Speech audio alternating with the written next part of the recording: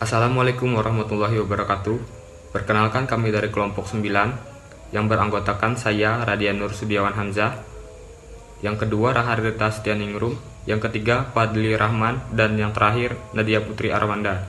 Di sini kami akan menjelaskan tentang pengelolaan lingkungan belajar manajemen pendidikan. Langsung saja kepada penjelasan yang pertama, yaitu pengelolaan lingkungan belajar kelas mempunyai konsep, yaitu pengelolaan peserta didik atau siswa. Pengelolaan peserta didik perlu ditegaskan peraturan tentang penggunaan ruang belajar atau tata tertib dalam pelaksanaan pembelajaran. Maka aturan-aturan sekolah pun terkait dengan pengelolaan peserta didik agar proses pembelajaran berjalan dengan efektif dan efisien. Aturan sekolah tersebut digunakan untuk menetapkan batasan-batasan untuk seorang siswa. Yang kedua, pengelolaan ruang kelas. Dalam pengelolaan lingkungan kelas, ini guru mengatur ruang belajar sesuai karakteristik mata pelajaran. Ruang belajar harus memiliki media pembelajaran yang mendukung proses pembelajaran. Dapat disimpulkan guru mempunyai wewenang atau pengelolaan dalam lingkungan belajar, sehingga guru terlebih dahulu dapat menyiapkan bahan ajar sebelum pembelajaran. Yang ketiga, pengelolaan pembelajaran. Pengelolaan pembelajaran dilakukan dengan cara team teaching, yaitu sebagai suatu sistem pelayanan di mana guru mengelola pembelajaran dengan baik dengan materi yang sudah ditetapkan guru, seperti pembelajaran dengan cara diskusi kelompok. Dan yang terakhir, pengelolaan penilaian peserta didik. Penilaian ini dilakukan untuk mengukur proses dan hasil pembelajaran. Penilaian dilakukan setiap saat untuk menilai kemajuan belajar peserta didik. Penilaian ini meliputi penilaian kognitif, praktik, dan sikap seorang siswa. Sedangkan hasil penilaian ini digunakan sebagai dasar untuk mengukur kemampuan peserta didik. Pada proses belajar mengajar, pengelolaan lingkungan belajar mempunyai tujuan secara umum, yaitu menyediakan fasilitas bagi bermacam-macam kegiatan siswa dalam lingkungan sosial, emosional, dan intelektual di kelas. Fasilitas yang disediakan itu memungkinkan siswa untuk belajar dan bekerja, serta mengembangkan sikap apresiasi pada siswa.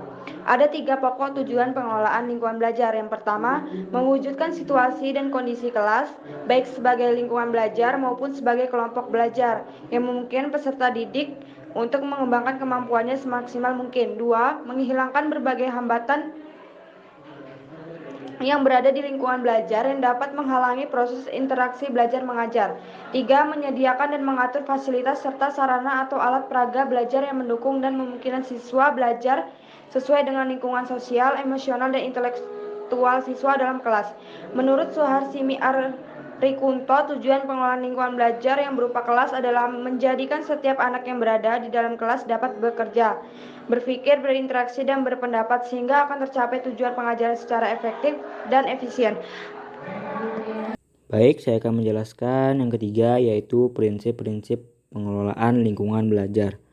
Pengelolaan lingkungan belajar tidak terlepas dari usaha menciptakan lingkungan belajar yang baik untuk anak. Dimulai dari pengelolaan dalam pemilihan lokasi belajar hingga setting tempat belajar anak.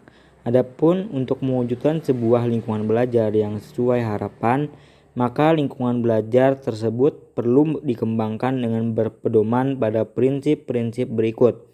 Yang pertama, merefleksikan selera anak. Lingkungan belajar harus menarik bagi anak. Agar menarik, maka dalam penyediaannya dan pengemasan lingkungan ini harus dipertimbangkan karakteristik, perasaan, minat, dan dinamika belajar anak. Dengan kata lain, lingkungan belajar ini diciptakan perlu penyelarasan dengan tahapan-tahapan perkembangan dan cara-cara khas belajar anak. Yang kedua, berorientasi pada optimalisasi perkembangan dan belajar anak.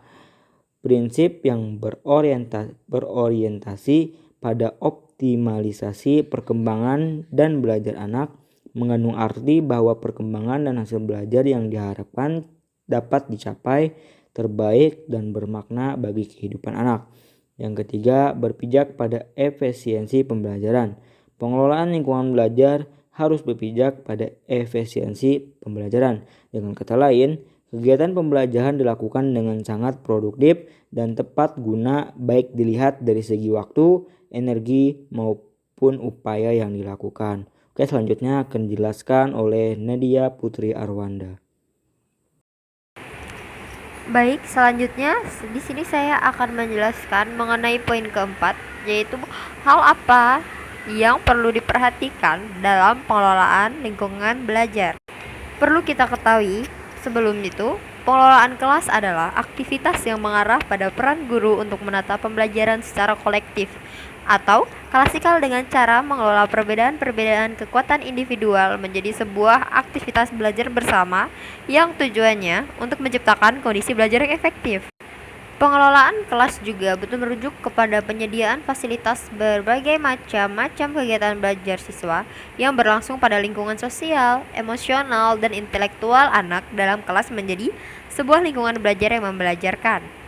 Menurut dari website learnyourlife.com, di sini ada beberapa variabel yang perlu dikelola oleh guru, yaitu yang pertama adalah ruang kelas untuk menunjukkan batasan lingkungan belajar. Yang kedua, ada usaha guru, tuntunannya adanya dinamika kegiatan guru dalam menyiasati segala kemungkinan yang terjadi dalam lingkungan belajar. Yang ketiga, ada kondisi belajar, merupakan batasan aktivitas yang harus diwujudkan. Yang keempat, ada belajar yang optimal, merupakan ukuran kualitas proses yang mendorong mutu sebuah produk belajar. Setelah itu, di sini juga ada hal-hal yang perlu diperhatikan dalam pengelolaan lingkungan belajar adalah yang pertama, memahami ranah psikologi peserta didik. Di dalam buku manajemen kelas yang mengutip dari Jamarah menyatakan bahwa secara umum faktor psikologi itu ada dua macam, yaitu faktor intern dan ekstern. Yang kedua ada memahami sifat yang dimiliki oleh siswa.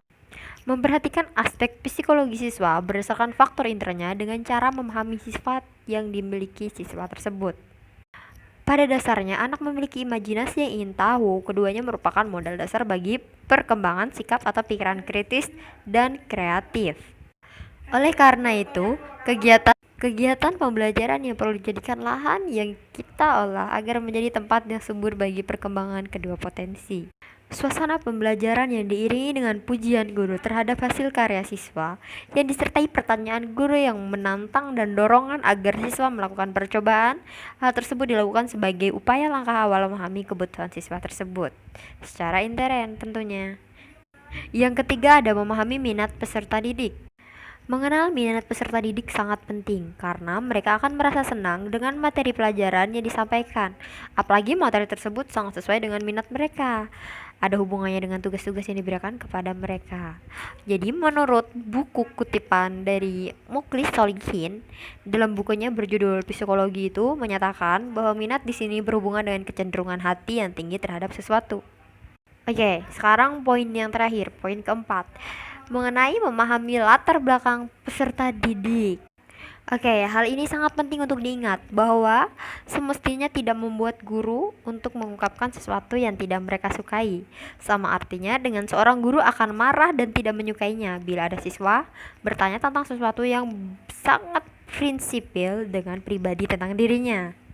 Kita sebagai seorang guru seharusnya mempunyai keterangan yang lengkap tentang masing-masing murid, meliputi latar belakang psikologi, itu tuh meliputi tentang tes kecerdasan, tes perasaan, kecakapan.